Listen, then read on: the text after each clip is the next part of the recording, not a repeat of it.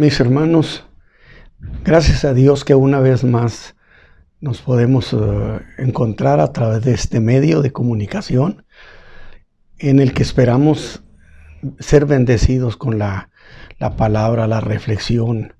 Y de veras yo estoy feliz y saludo a todos los hermanos de la iglesia El Camino de la Fe que han estado también muy atentos a las cosas que hemos estado planteando y que en realidad son necesarios detalles porque nos ayudan a interpretar el suceder y nos ayudan a interpretar el sentir de la Escritura, la idea general de la palabra.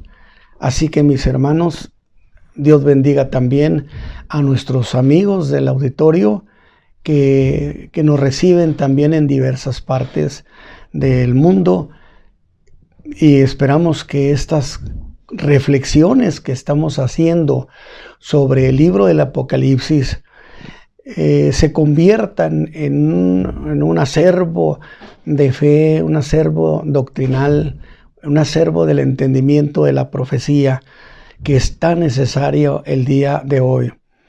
Un tiempo que es sumamente complicado por las múltiples interpretaciones que a veces son altamente especulativas y que alarman a los hijos de Dios, los desorientan. Y por eso esperamos que esto ayude a que se establezcan en una fe, en una idea que esté avalada por la Escritura. Muy bien, mis hermanos, pues yo voy a utilizar el mismo texto, el texto que yo le llamo texto tutor, el pasaje que nos sirve de tutor para esta reflexión, para esta enseñanza, y que está en el Apocalipsis capítulo 1, versículo 7. Y la razón por la cual utilizo este pasaje es porque he dicho que el libro del Apocalipsis es en realidad un libro sobre la segunda venida de Cristo, estrictamente sobre la segunda venida de Cristo.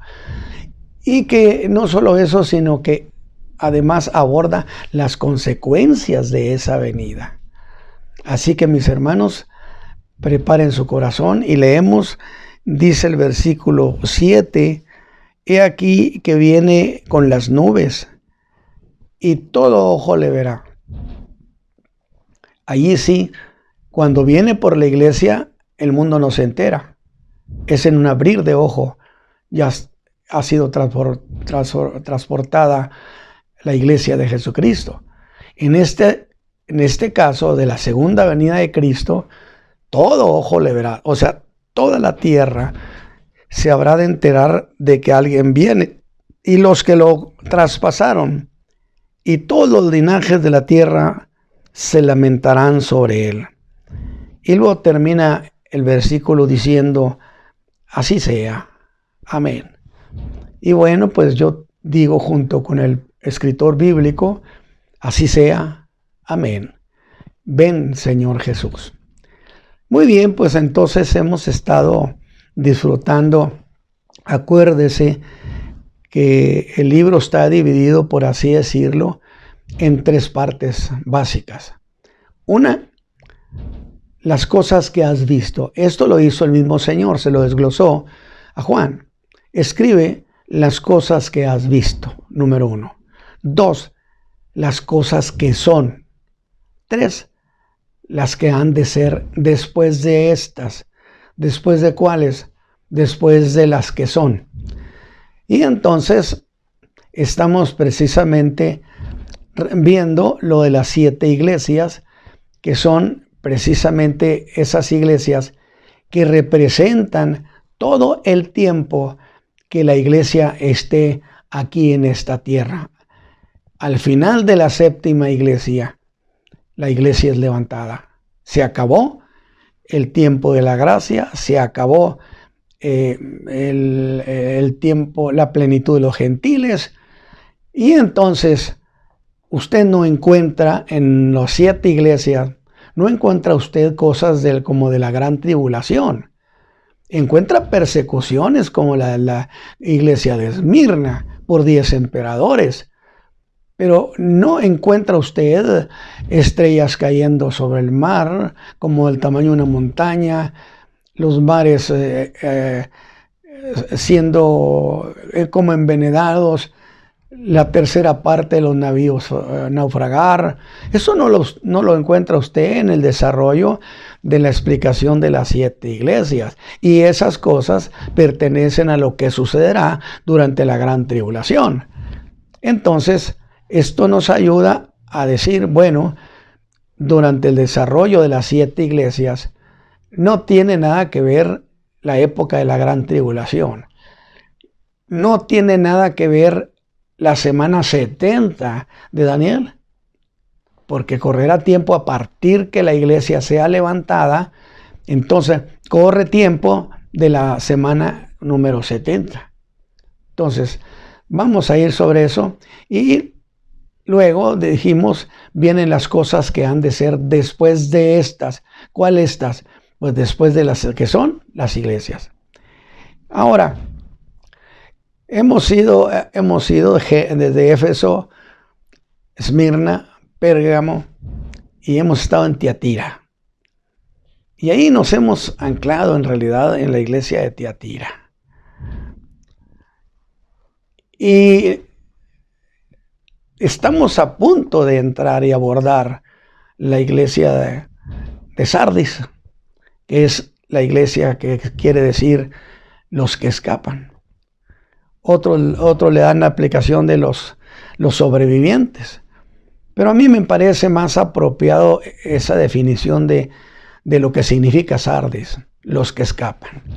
Porque vaya, que en la Reforma, que está representada en la iglesia de Sardis, sí que se escaparon. Se escaparon de la Roma religiosa, de la Roma que había trastornado la doctrina del cristianismo, que había hecho una mezcla de sincretismo y eclectismo.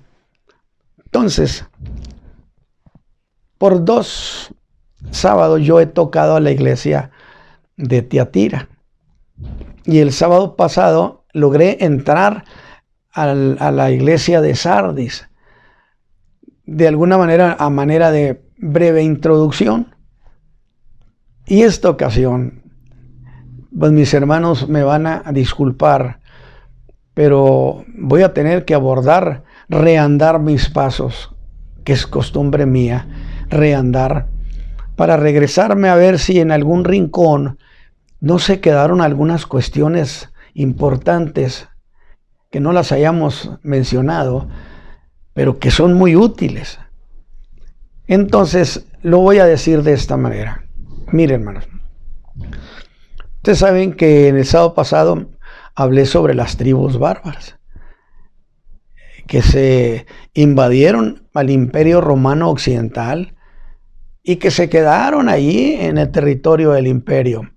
Y nacieron las naciones de la Europa Occidental y la Europa Central del día de hoy. O sea, allí están.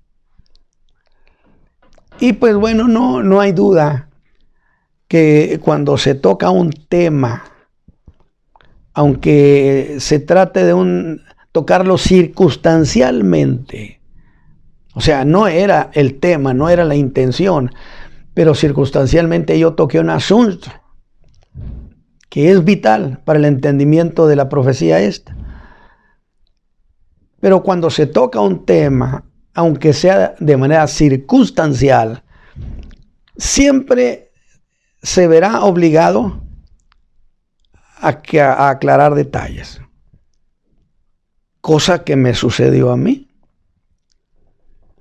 Cuando por haber tocado aquel pasaje de Apocalipsis, capítulo 13, versículo 3,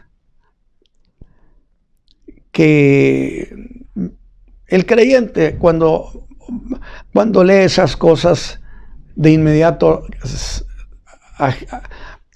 trata de entender qué cosa es eso, qué es lo que sucedió. En este pasaje se habla de una bestia de 7 cabezas. cabezas que representan la suma de los 7 imperios que ha habido. Aunque se hablará también en otra figura, sí va a incluir al imperio egipcio y al imperio asirio, que en esta figura de las 7 cabezas no queda incluido, como no queda incluidos en la estatua de Nabucodonosor, sino solamente de Babilonia, Medo-Persa, el griego y el imperio romano. Por eso dije, esas cabezas representan la suma de los 7 imperios que ha habido y que han pertenecido a la misma bestia. Es decir, los imperios son distintos, los conquistadores son otros, pero pertenecen al mismo misterio de iniquidad. Por eso quedan representados en una misma imagen o en una misma bestia. ¿Y la razón? Es porque todos son parte del mismo misterio de iniquidad. Y quiero entonces hacerle una precisión para que la tome muy en cuenta. No hay la idea de misterios en plural, sino misterio en singular. Por eso la Escritura habla de misterio de iniquidad, no misterios de iniquidad en plural. Como también se habla, cuando se habla del plan de salvación de Dios, que es de la piedad, el apóstol Pablo la menciona como el misterio de la piedad, es decir, en singular. Porque en la profecía no es más que historia. Pero el asunto está que si eso lo aterrizamos, llegamos a una idea que no hay historias en la tierra, en la raza humana. Como si fueran cosas separadas unas de las otras. Es donde la historia del imperio griego nada tendría que ver con el imperio romano, o el imperio medo-persa nada que ver con el de Babilonia, o todos ellos nada que ver con ninguna bestia. Es la misma cosa. Es una misma historia, solo que desarrollándose a través de los siglos. Dijo Juan en su tiempo, ya estaba obrando el misterio de iniquidad. Desde ese tiempo, dijo, ya está empezando, ya está obrando. Y lo vemos a través de los siglos y habrá de consumarse precisamente cuando se establezca el gobierno del anticristo. No fueron varias historias, fue una sola, solamente que se desarrolla a través de los siglos. Y de nuevo, el haber mencionado yo estas cosas, pues me obliga o me obligó a entrar en explicaciones. Por lo que entonces voy a hacerlo en esta ocasión, de nuevo, retocar unas cuestiones. Y tengo que pedirle a la iglesia de Sardis que me disculpe y que me espere un poquito.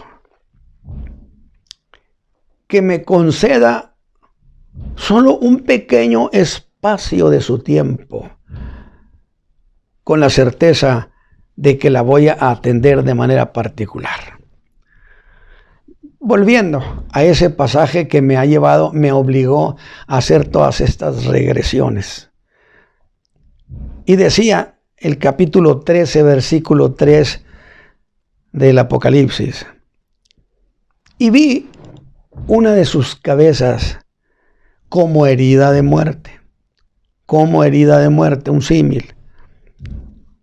Y la llaga de su muerte fue curada. Y eso de llaga en la epistemología, es un golpe profundo. De tal manera que a esa cabeza le dieron un golpe profundo. Esa cabeza que es el Imperio Romano. Y vi una de sus cabezas como herida de muerte, y la llaga de su muerte fue curada. Esta declaración, mis hermanos, nótela, porque es categórica, para afirmar, sin lugar a dudas, que el Imperio Romano no murió, que está vigente, que está vivo, que solamente fue herido, gravemente herido, pero que vive, porque dice, la llaga fue curada, fue sanada. Y entonces yo decía el sábado pasado, es que los muertos no sanan. Y el Imperio Romano no se presenta como alguien que está muerto, algo muerto, porque tendría que decirse que fue resucitado. Pero no dice eso. Dice que fue sanado. Y lo que vive, aunque esté gravemente herido, puede ser sanado. Y volver a ser lo que antes era. Fíjese qué interesante. Eso afirma la profecía del Imperio Romano. Luego entonces, tendrá que volver a su antigua condición imperial. ¿Qué tantas cosas serán restauradas? Todas. Lo que representaba y lo que había y lo que se hacía en el Imperio Romano, todo tiene que ser otra vez restaurado a su antigua condición imperial. Sin embargo, al citar este pasaje, me veo obligado a decir algo sobre esta cuestión. A dar una idea que podía tratarse en el sentido formal. O sea, algo oficial, proféticamente hablando, que el Imperio Romano está vivo, solo que herido. Vaya procesando usted eso, conviene que usted aprenda, porque esa es la intención de ir un poco pausado, de regresar a ciertas cuestiones, precisamente para que su mente grabe toda esta información tan valiosa. Que el Imperio Romano está vivo, solo que está herido. Pero que vendrá un tiempo cuando ha de ser restaurado en los términos de volver a ser en todo sentido la Roma imperial. Ese es lo que estoy planteando. El pasaje nos dice que Roma, el Imperio Romano, no está muerto, que está gravemente herido, fue herido gravemente, pero que volverá a la vida plena porque será sanado. Consecuentemente, volverá a ser en todo sentido la Roma imperial. Eso es lo que estoy planteando. Entonces, tenemos frente a nosotros a un imperio que tiene que volver a la condición de antes. Pero aquí, en esta declaración, o al decir esto, pues de manera inercial, nace una pregunta. Que si ese imperio aún vive, ¿dónde está viviendo? ¿Dónde se encuentra? ¿Dónde está ese imperio? Y si lo hirieron, ¿quién lo hirió de esa manera? porque la Biblia dice que fue herido. Y entonces preguntamos, ¿y quién fue el que lo hirió de esa manera? Ahora, Roma no dejaba de ser una bestia espantosa y terrible. Aún en su debilidad, el imperio romano era formidable. Entonces, sin duda, tuvo que ser un enemigo formidable también. Cada cosa según su género, según su especie. ¿Sí? Quien haya herido de muerte al imperio romano, sin llevarlo hasta la muerte, tuvo que ser un enemigo formidable. Y entonces ahí entramos otra vez, formidable, un enemigo. ¿Y quién era ese enemigo? Pero aún eso que acabo de decir, que hirieron a Roma, no se puede ni se debe hablar de Roma, la Roma de cualquier tiempo, como si Roma hubiera sido la misma en todo tiempo, cosa que no es así.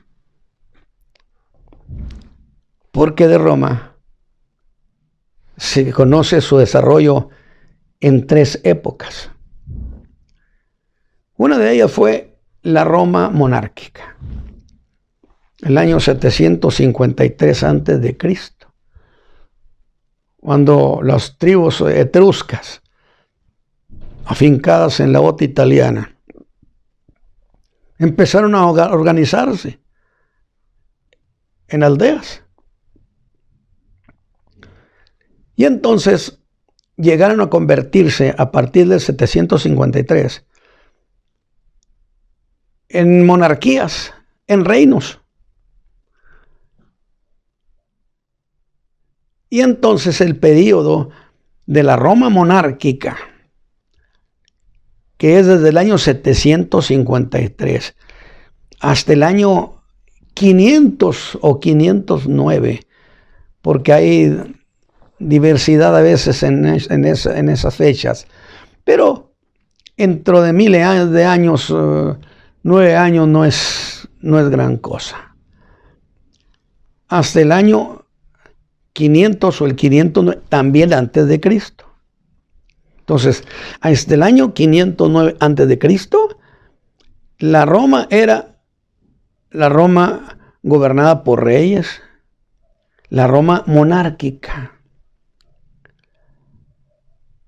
Pero el año 509, el sistema monárquico fue rechazado por el pueblo de Roma, a grado tal que al último rey, que era llamado o se llamaba Tarquinio el Soberano, el Soberbio, muy significativo.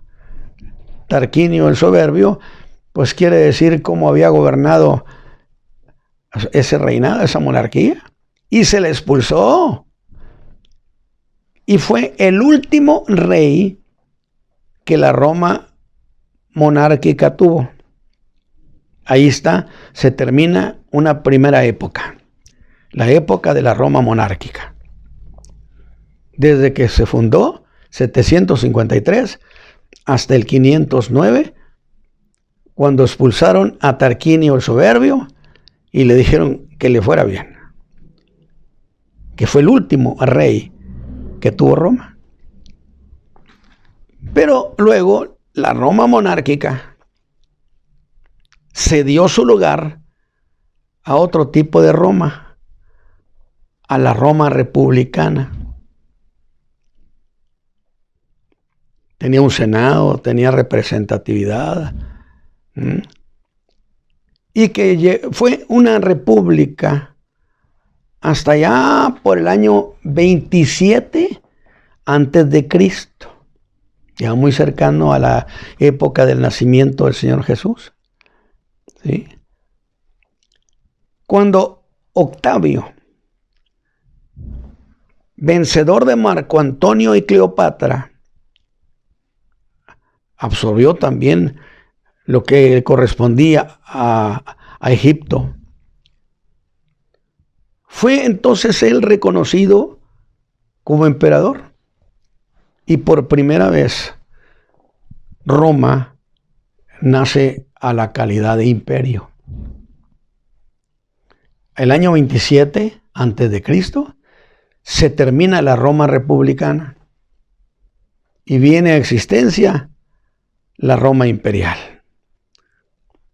con su emperador, con su César.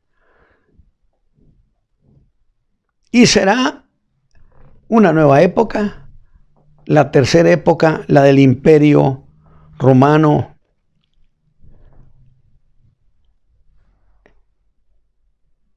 que será el Imperio Romano occidental, que ya hemos tratado esto muchas veces, hasta el año 476, la Roma imperial occidental. O sea, la que tenía su capital en Roma. Porque existía la otra, la Roma imperial oriental, que tenía como capital a Constantinopla, Turquía.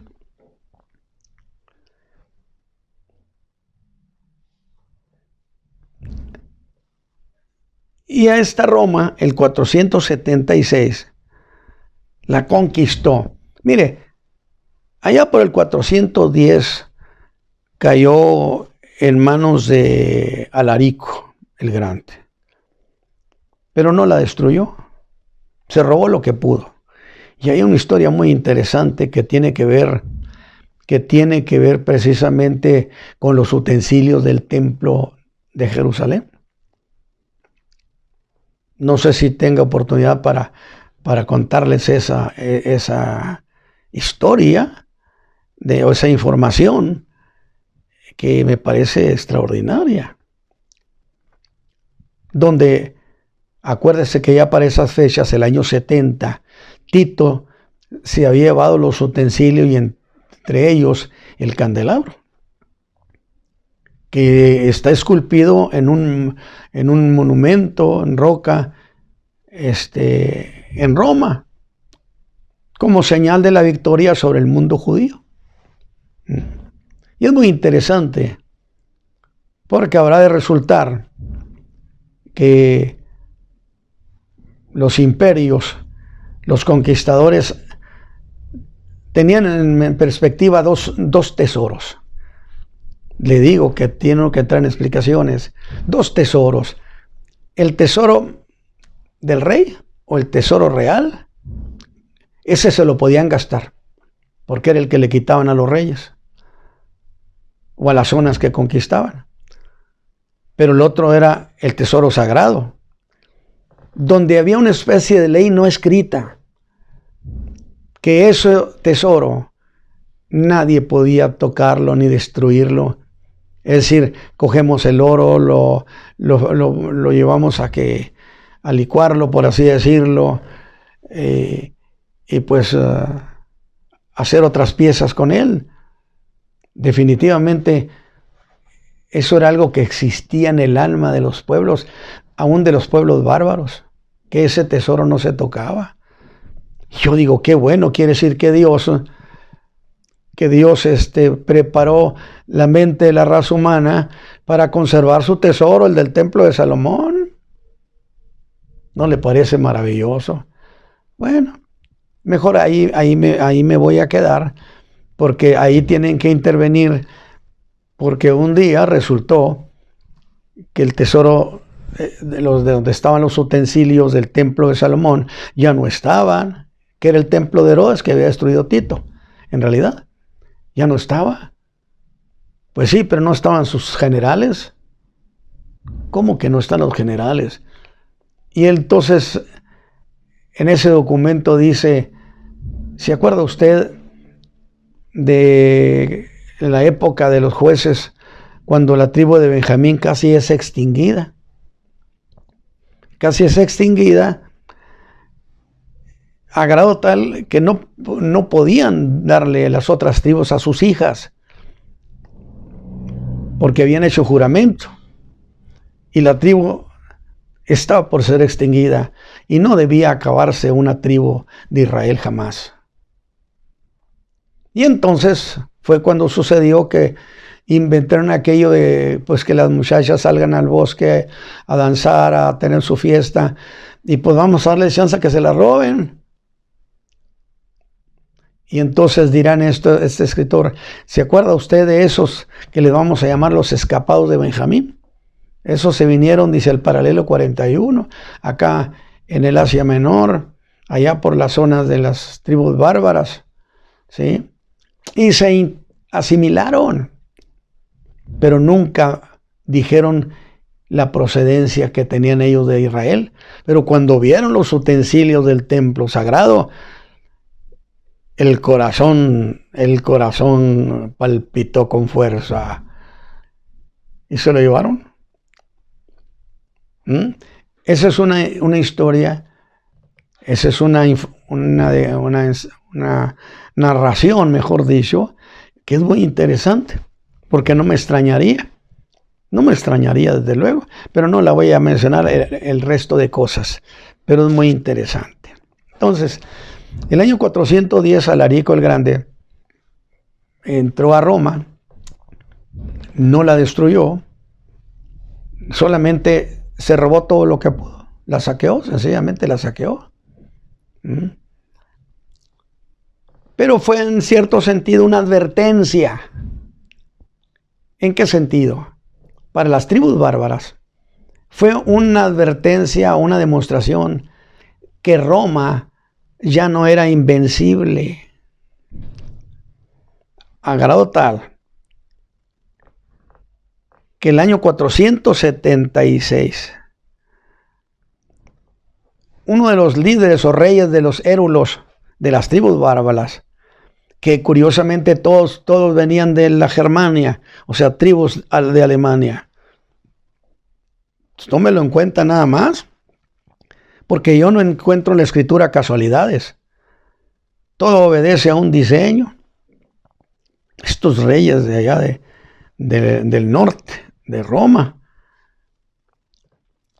Y entonces el 476, Roma cae formalmente en manos de Odoacro. Y este sí destituyó al emperador Rómulo Augustulo. Ya no hubo más emperadores de esas dinastías.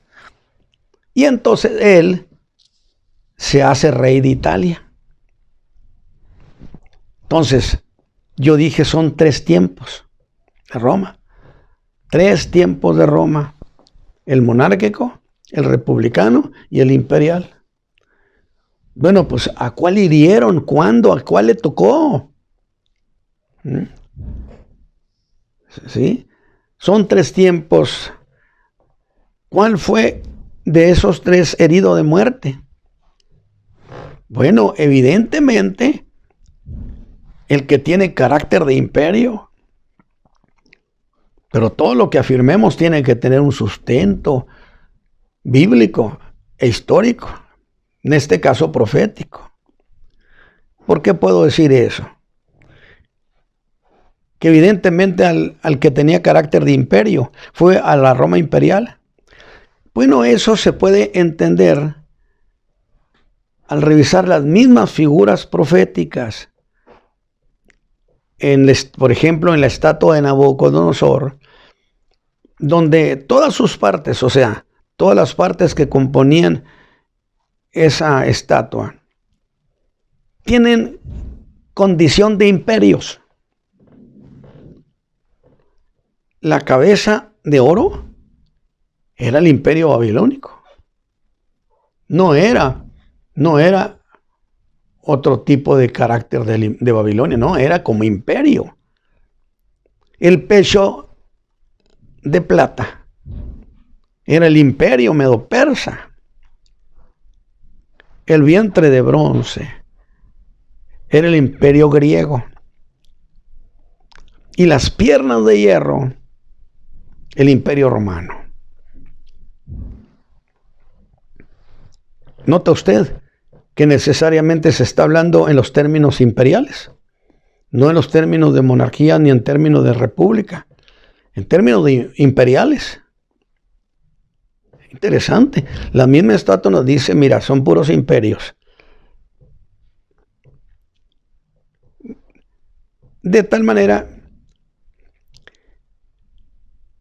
si por el contrario usted quiere referirse mejor a las bestias del capítulo 7 de Daniel, pues va a encontrar la misma idea. El león, pues era el imperio babilónico, el león con alas. Luego viene el oso, que representaba el imperio medo-persa. Luego después de este vino el leopardo, ¿sí? 4 cabezas, alas de águila. Era el imperio de Alejandro el Grande. ¿Por qué? Porque era el imperio que conquistó en pocos años a gran velocidad. A gran velocidad. Y luego al final surge la bestia que Daniel llama la bestia espantosa y terrible. ¿Cuál imperio sería? Pues el imperio de Roma, romano. Entonces, ¿quién fue herido de muerte? La Roma imperial. Pero, interesantemente, quien la hirió no buscó aniquilarla. La dejó vivir. La dejó seguir siendo. ¿Por qué? Porque el imperio romano será destruido junto con todo lo que representa de imperios por Cristo en su segunda venida. La piedra no cortada con mano. Entonces, si tenemos esa idea, si llevamos ese tenor, ¿quién fue herido de muerte? Pues la Roma imperial.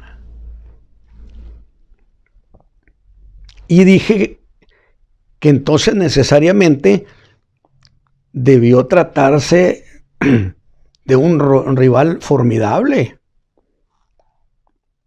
Y entonces esto me obliga otra vez a seguir haciendo aclaraciones. Qué interesante, a mí me fascina la historia y la profecía mostrada a través de la historia. Y entonces me tocó pues hacer un recorrido por las historias de guerra hechas contra Roma. Y encontré pues que en realidad hay 3 con ese carácter de enemigos formidables, capaces de aniquilar o capaces de herir a Roma. Y entonces tenemos en primer lugar un enemigo que fue el que estuvo más cerca de destruir, dijo un escritor antiguo, de destruir la ciudad eterna. Bueno, de acuerdo, llámele así. Y ese enemigo fue Aníbal el cartaginés, que fue quien estuvo más cerca que nadie en su tiempo para destruir a Roma. Estaba ya cerca de Roma. Había sido invencible su ejército. Un general estratega. En la rivalidad de Cartago y Roma, que incluso se remontaba, fíjese usted, según esto se remontaba hasta la época de la destrucción de la guerra de Troya, donde uno de los héroes de Troya que escapó, Eneas, y que vino precisamente y se estacionó en Cartago, y ahí nacen otras historias y le nacen 2 hijos, Rómulo y Remo. Por eso le digo, cómo la historia no me habla a mí de que son diversas historias separadas. No, es todo un paquete del misterio de iniquidad, o por otro lado, el glorioso misterio de la piedad. ¿Sí? Entonces, sin embargo, este hombre, este gran ejército, invencible hasta allí, fue vencido allá por los años 200. No puedo hacer precisión, hay fechas 203, 205, pero vamos a dejarlo así, en la época de los años 200, aproximadamente, antes de Cristo. Estoy entonces señalando que ese ejército, que ese general, fue antes de Cristo. Por consecuencia, no estaba enfrentando a la Roma imperial, sino a la rama republicana. Porque acuérdese que del 500 para acá ya era Roma una república. Entonces no se estaba enfrentando al imperio. Segundo, enemigo formidable, las llamadas tribus bárbaras. Todas ellas con un tronco común, por así decirlo, en la hegemonía. ¿En dónde? En Alemania.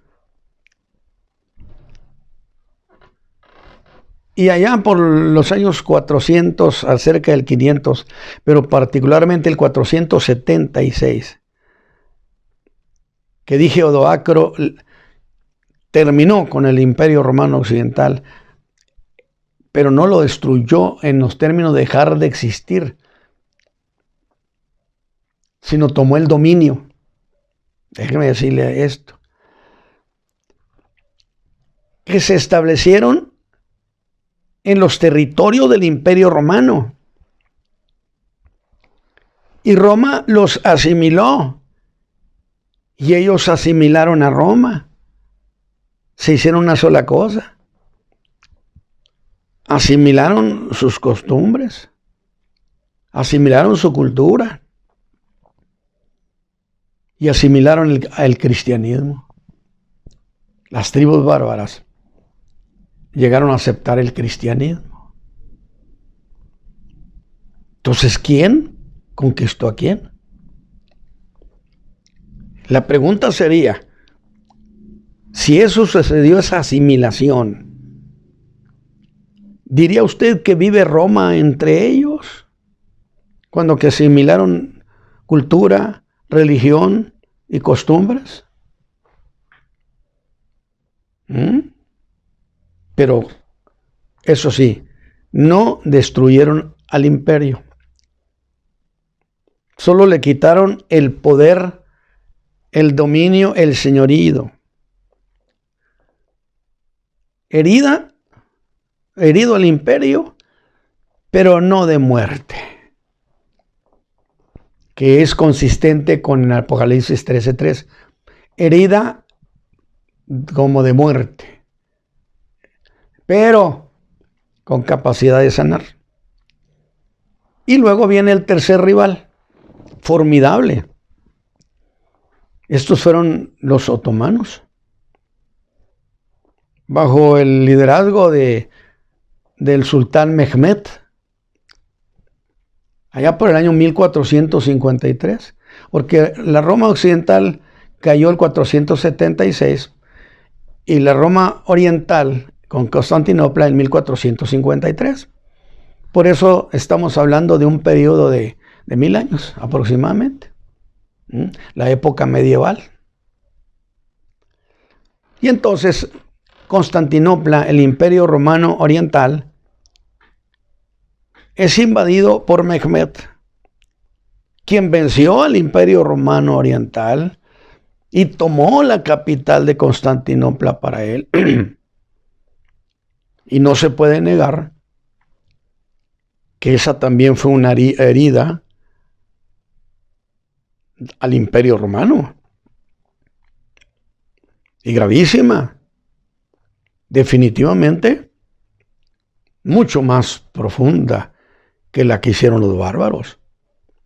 Porque los bárbaros se asimilaron. Y casi se convirtieron en uno solo con el Imperio Romano. aunque el poder lo tenían ellos. También entonces dije, el asalto del mundo islámico, del mundo musulmán, que ya he hecho aclaración sobre qué es lo de los sarracenos, el islam y el mahometanismo. También fue una herida al imperio romano y profunda. Y entonces, ¿por qué no se puede considerar igual o más profunda que los bárbaros? ¿Por qué tenemos que decir fueron los bárbaros los que le hicieron esto a Roma? Bueno, piense esto. El Evangelio de Jesucristo había sido sembrado en todo el imperio romano y más allá de sus fronteras. Había cristianismo, había semilla del Evangelio de Jesucristo por todas partes. Y consecuentemente, el cristianismo no dejaba de ser una fe dominante en todos esos territorios que estaban bajo el dominio de Roma.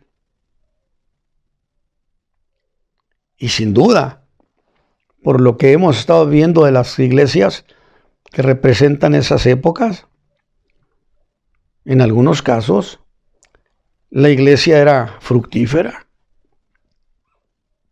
muy viva, muy sólida, muy fuerte, muy vigorosa. Porque aquí el factor dominante es el cristianismo, la fe de Jesucristo. Y dije que en algunos casos el evangelio, las iglesias eran fructíferas. En otros casos del imperio romano, pues el cristianismo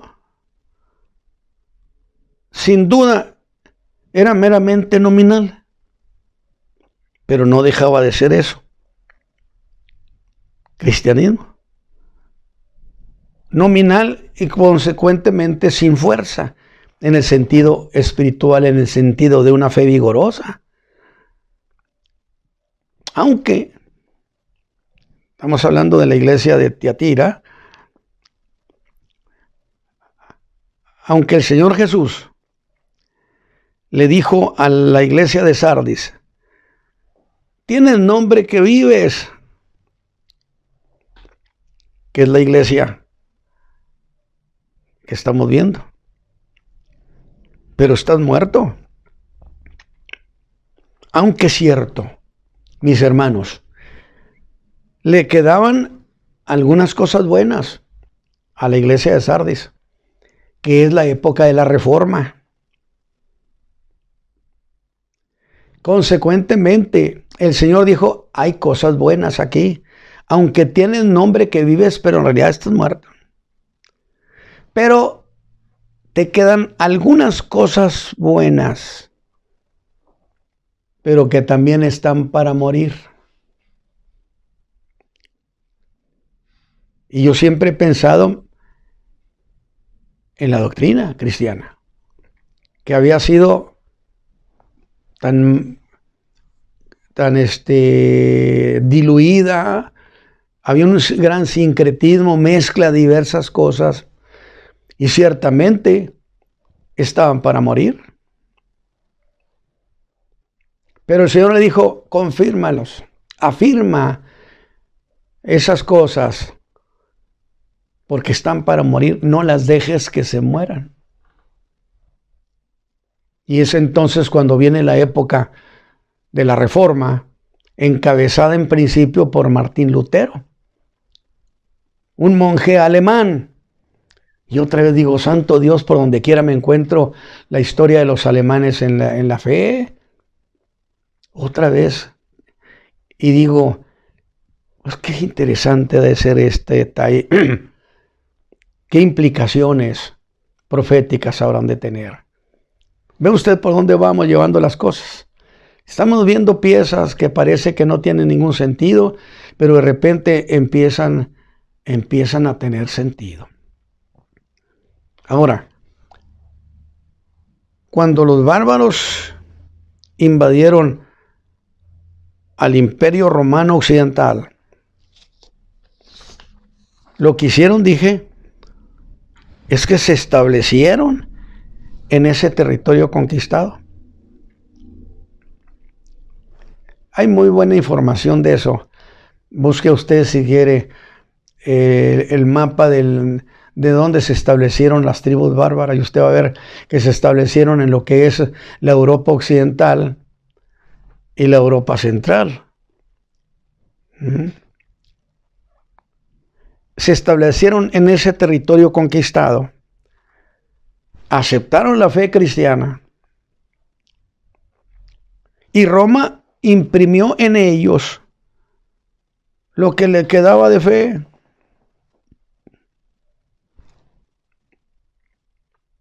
Entonces la pregunta sería, en términos de los tribus bárbaras y la conquista de la Roma occidental, que se establecieron y se asimilaron con la cultura romana, con el cristianismo, ¿quién conquistó a quién?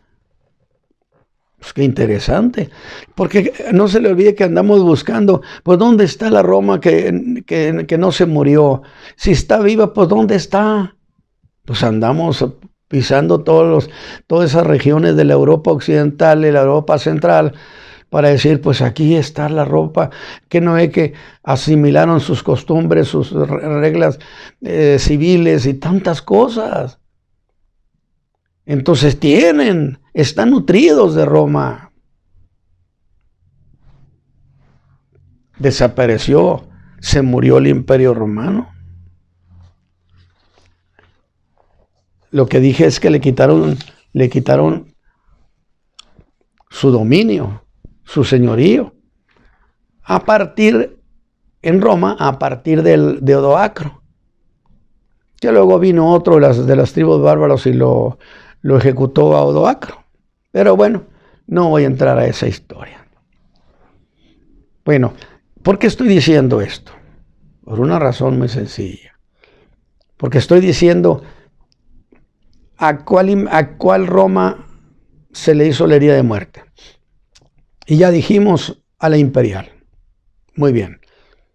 Pero luego preguntamos, ¿y quién tenía capacidad para vencer y dar esa herida a Roma, a la Roma imperial?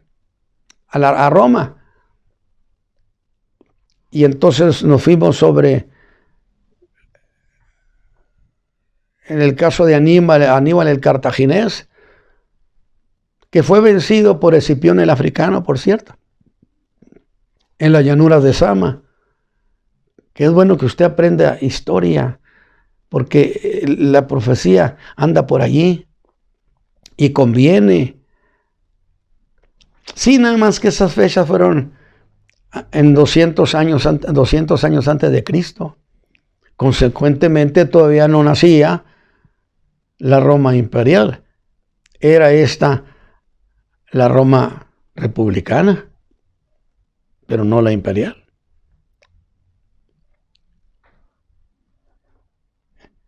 Por el contrario, los territorios conquistados, cuando hablamos del mundo otomano o del Islam, que conquistó al Imperio Romano Oriental y que se apoderó de Constantinopla, la capital del imperio, de ello no se puede decir, o del mundo otomano o del Islam, no se puede decir que ellos habrían de aceptar el cristianismo.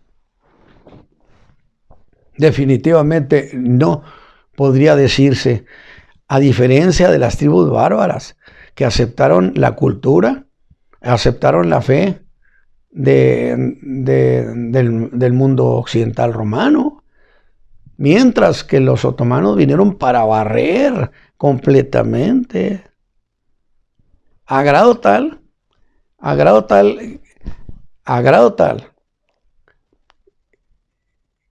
que donde había iglesias cristianas en la mayor parte del imperio, cuando el Islam llegó, se acabaron las iglesias cristianas. Entonces, allí sí hubo una extinción.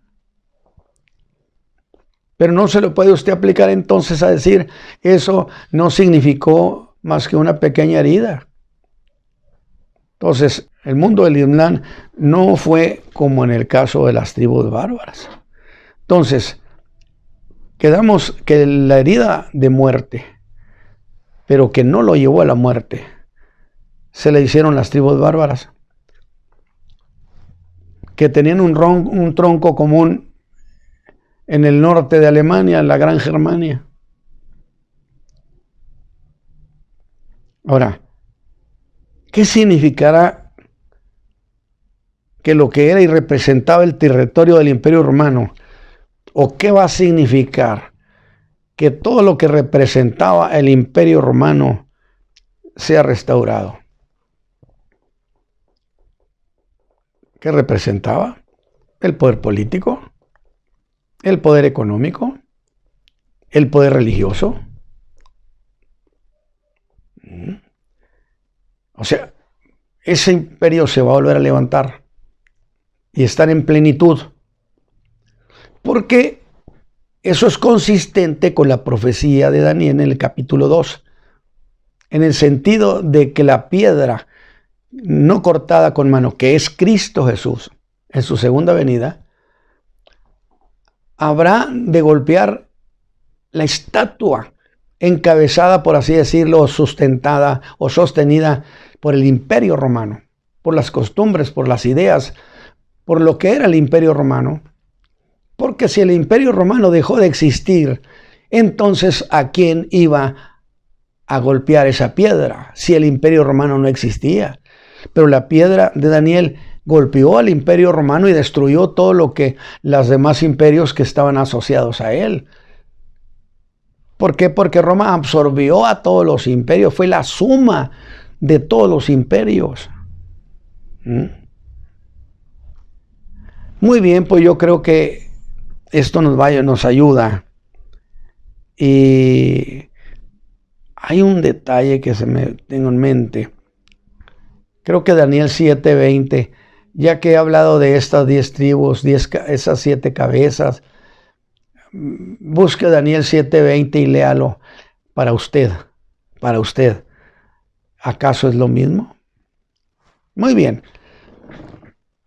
Espero haber cumplido y haber no haber dejado pendiente nada de ese pasaje que cité circunstancialmente, tangencialmente. Pero Sardis me ha esperado mucho. Así que pues voy a leer el pasaje del capítulo 3, del 1 al 6, donde el Señor le dice, y escribe al ángel de la iglesia de Sardis, el que tiene los 7 espíritus de Dios, y este espíritu con mayúscula, es el Espíritu Santo. Solamente lo menciono porque mucho creyente acostumbra a escribir Espíritu Santo con minúscula, por amor de Dios. ¿O va a poner usted, Dios lo pone con minúscula? Póngale los dioses paganos, pero no el Dios de lo eterno y Padre del Señor Jesucristo. Se escribe con mayúscula. Espíritu Santo con mayúscula. Hijo con mayúscula. Porque alguien me dijo, ¿por qué te fijas tanto en la gramática? Pues porque el Espíritu Santo fue el que diseñó los idiomas. Puntos, comas, diéresis, mayúsculas, minúsculas. Todo eso. Entonces, el Espíritu Santo hizo un diseño idiomático extraordinario para hacer distinción de las cosas. Y dice estas cosas: yo conozco tus obras, que tienen nombre que vives y estás muerto. Y luego le dice a la iglesia de Sardis, que es la iglesia reformada, sé vigilante y confirma las otras cosas que están por morir. Para mí, interpretación personal, las cosas que estaban por morir era que la fe, la iglesia, o sea, la fe apostólica, la fe fundamental. La fe en su pureza estaba prácticamente diluida y agonizaba. Agonizaba en los términos de que no tenía vigencia entre el entendimiento de aquellas generaciones, o que eran entendidos de otra manera. Son y confirman las otras cosas que están para morir, porque no he hallado tus obras perfectas delante de Dios. Acuérdate pues de lo que has recibido y has oído, y guárdalo y arrepiéntete. Acuérdate de lo que has recibido. ¿Qué recibieron? Miren, para mí la cuestión fundamental del ministerio de todos esos hombres a través de los siglos es conservar, guardar la pureza de la fe y entregarle a la siguiente generación el evangelio en toda su pureza. Si eso no lo logran los hombres de una generación, fue una generación fracasada. Yo digo, a nosotros nos entregaron un evangelio en toda su pureza. Y nosotros yo en lo personal he tratado de hacer esto y entregárselo a la siguiente generación lo más limpio que yo pueda entender. Ese es el trabajo mío generacional, que ya le he dicho, hasta mi epitafio diseñé, que diga: enseñó a muchos la fe del Hijo de Dios. Alabado sea su nombre. Y que Dios me ayude a lograr eso. Dice: y si no velares, vendré a ti como ladrón, y no sabrás en qué hora vendré a ti. Mas tienes unas pocas personas en Sardis.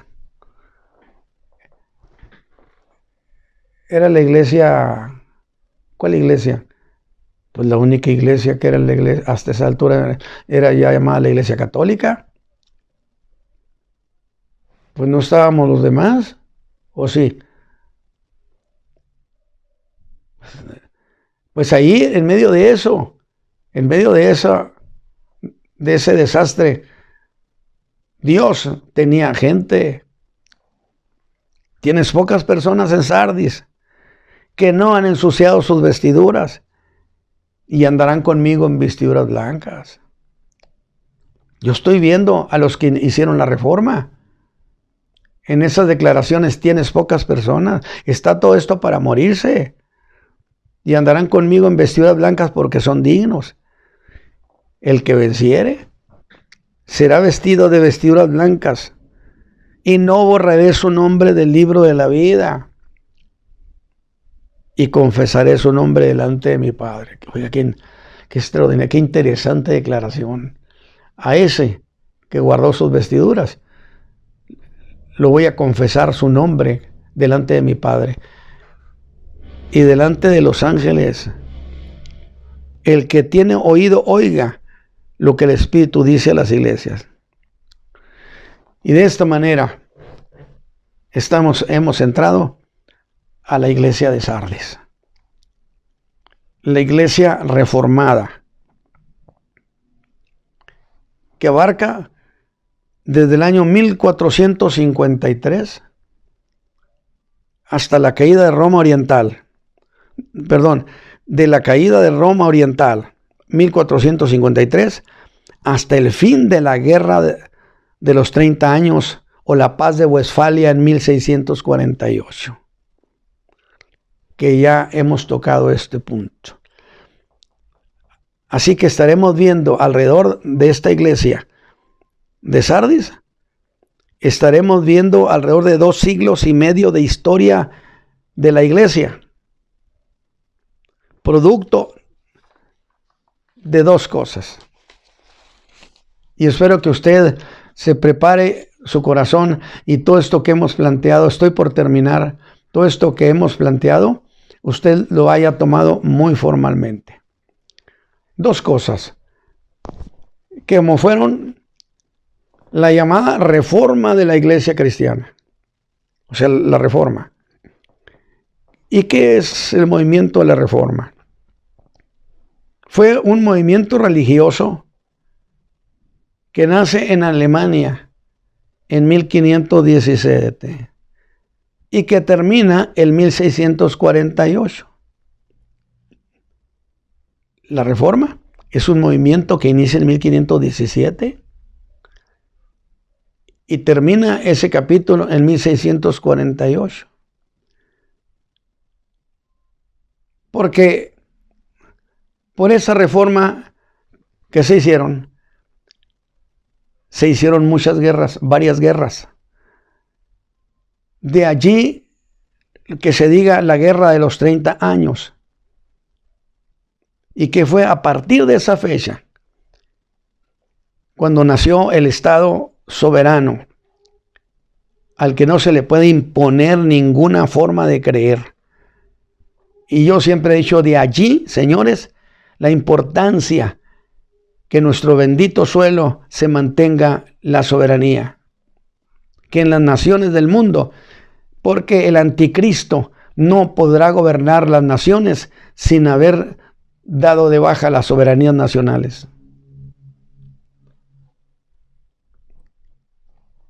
Este movimiento fue iniciado, dije, por el monje alemán Martín Lutero, que en realidad, habremos de ver, no buscaba separarse de la Iglesia Católica. Él quería debate, porque estaba en boga la llamada doctrina del purgatorio. Es decir, donde la gente estaba en una condición, moría, supuestamente eran creyentes, habían muerto en la gracia de Dios, pero afirmaban que todavía se necesitaba una final depuración y que eso se lograba precisamente cuando se buscaba en esa doctrina del purgatorio, que por medio de una gracia económica esa persona, ese pariente, ese amigo saliera del purgatorio y se fuera a gozar el cielo. Ahora, de allí la importancia de la soberanía nacional. Este movimiento iniciado por Martín Lutero fue apoyado por los príncipes alemanes.